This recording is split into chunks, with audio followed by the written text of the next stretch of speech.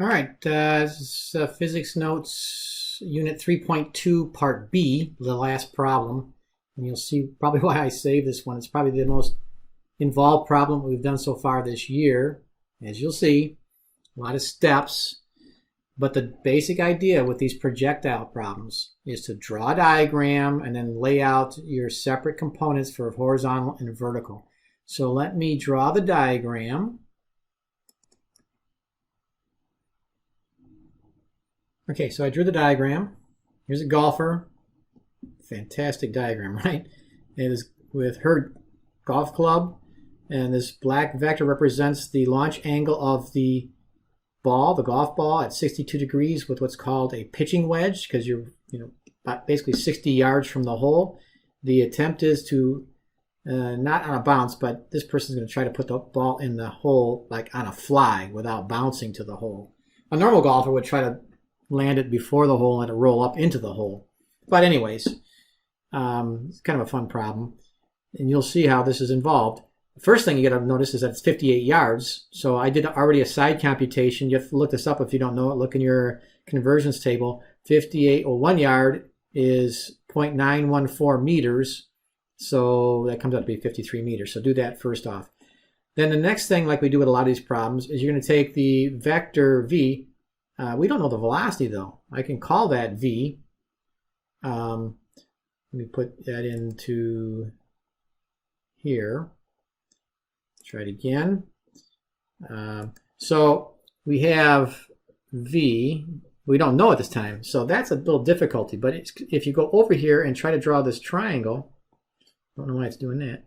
So if I draw my vector v, I have my two components. I have my v sub x, and I have my v sub y. Do a little better job on that. Okay, come on. V sub y and v, but I don't know. That's v sub x. Okay, but I don't know what the v is. I do know it's 62 degrees though. So here's what's going to have to happen in this problem. You have to do this symbolically. Let me complete the rectangle here. So you're going to do this symbolically. If you look at this problem here, the sine or the cosine of 62 equals v sub x over v. So v sub x is going to be v times the cosine of 62 degrees. Likewise, if you apply the sine to the angle of 62, you get v sub y over v. So v sub y equals v sine 62 if you apply SOHCAHTOA. And there's no, this is a little unsettling maybe, it's not a specific number. You could actually get a decimal for that, like the cosine of 62 is some decimal number. I'll eventually do that. You could do it now if you wanted to, which might be helpful, but we'll come back to that. Keep that in your mind, because the next thing you typically do in these problems is you draw, or you lay out, separate your components. So you have your horizontal motion. Let me pause this. You might need to pause it as well. So like I say, you might want to pause this and write this all down, or listen and then pause and write it down. I did a couple things here. So horizontally, the horizontal velocity, I'll fill this in a minute, but horizontally, the horizontal motion is going to be 53 meters, which we converted already.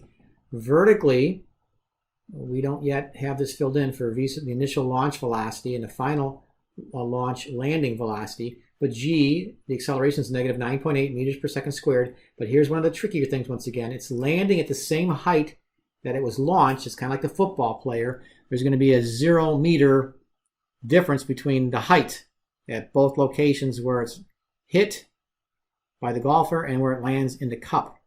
The other thing I did is over here on the left. I did evaluate the cosine of 62. The cosine of 62 is 0.47 to 2 sig figs. So that's why v sub x is 0.47 times v. And then the sine of 62 is 0.88. So I evaluated those. And that I'm going to now fill in the table. So like I say, you can pause and fill this all in, but now I'm going to start filling in more things in this table. All right, so here we go. I fill this in. So horizontally, and I put a little sub x right there. The horizontal motion, v sub x, is 0.47 v. That's what I got from this box over here on the left when I took the cosine of 62. Vertically, I'm launching at 0.88 v. I don't have a number for v yet, but it's going to be 0.88 times whatever v is. But like the football player, you're catching it with the same downward component of velocity, negative 0.88. It's coming down. It's a symmetrical problem. You're landing at the same height. So that's kind of a nice feature here. So I have four numbers here, one of which is 0.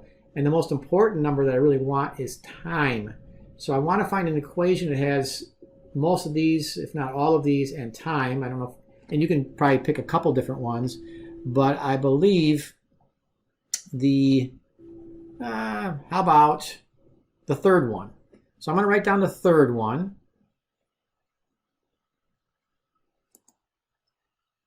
Okay, so I wrote down the equation I'm going to use. I'm using that third equation, that the final velocity vertically is equal to the initial velocity vertically plus the acceleration due to gravity times the time. Once again, this is kind of, it's symbolic. You have this v in there, which is a little bit troubling, but hang with me. It's going to come out of there. It's going to work out just fine. So the final velocity is that negative 0.88. That was very important to have the negative on there. 0.88 times v equals 0.88 times v for the initial velocity, positive, plus the negative 9.8 t. If you subtract the 0.88 from both sides, you get a negative 1.76. It's kind of like adding, well, you're adding two negatives, you get a bigger negative number. And that equals then a negative 9.8, and then a negative divided by a negative is positive, so you get a time. It will be positive. It'll be 0.18 times v.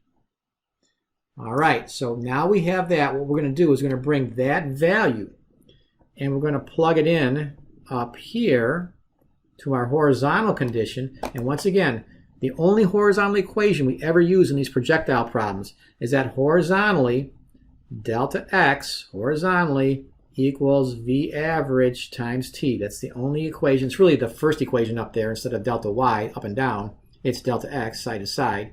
But it works either direction. But that's the one that's the only one you ever want to use for the horizontal motion. So delta x here is 53 equals v average, which is constant. That's why we can just put in 0.47 v as our average velocity. It's a constant. So if it's got a constant velocity, that is the average, times the time, which is 0.18 v.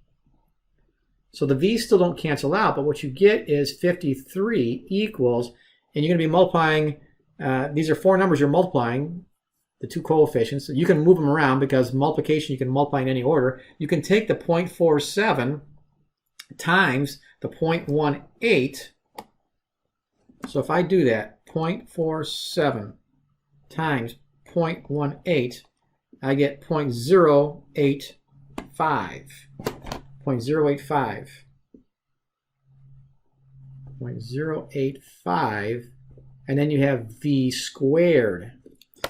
All right, because v times v is v squared. Then I take the 53, divide by 0.085, and it comes out to be 620.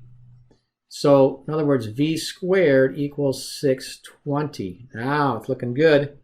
And if you take the square root here and go to 2 sig figs, v comes out to be 25 meters per second. That's your launch velocity. Is that what we had to add to the launch velocity? I believe it is. That was part A.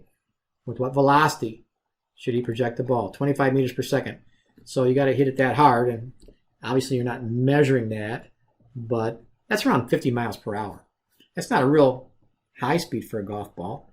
I mean, like a drive is probably in the 100 and something miles per hour when you hit a ball off the tee with your driver. But anyways, 25 meters per second, it follows a parabolic path and then it goes into the hole. If you hit it at that angle with that speed, it should go right in there. So you'll have a birdie or an eagle, whatever you got in that hole. But we also need to know the time. Well, we can do that easily now, part B. The time is, well, 0.18 times that velocity, which is 25. So the time in the air for that ball is 2 sig figs, 4.5 seconds. Takes just a little over 2¼ seconds to get to the top and 2¼ seconds to get back down. And it goes right in the hole. That's a good feeling when that happens to you on a golf course. All right, so that's it for Unit 3, projectile motion. You'll be practicing this, and then we'll be reviewing this, and then we are going to have a test over chapters 1 through 3.